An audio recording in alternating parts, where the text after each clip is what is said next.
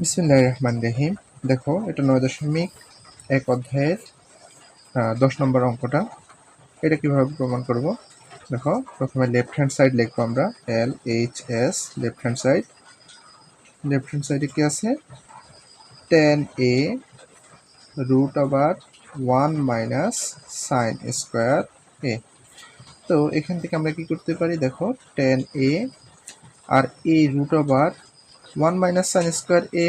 দেখো, আমরা জানি কি sin square a plus cos square A is equal two 1। এটা হচ্ছে আমাদের 1 নম্বর সূত্র ছিল।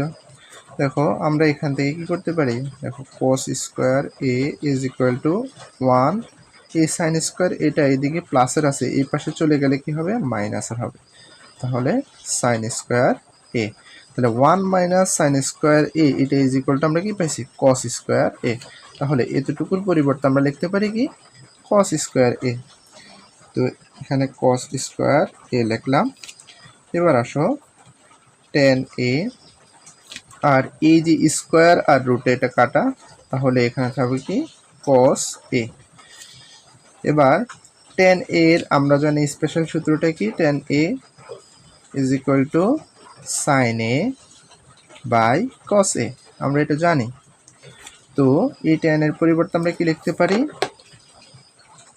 sin a by cos a into এখানে আছে কি? cos a।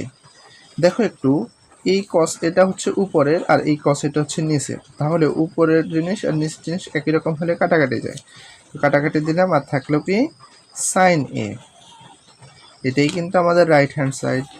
তাহলে এটাকে আমরা RHS প্রুভড, এটা আমাদের প্রমাণ হয়ে গেল।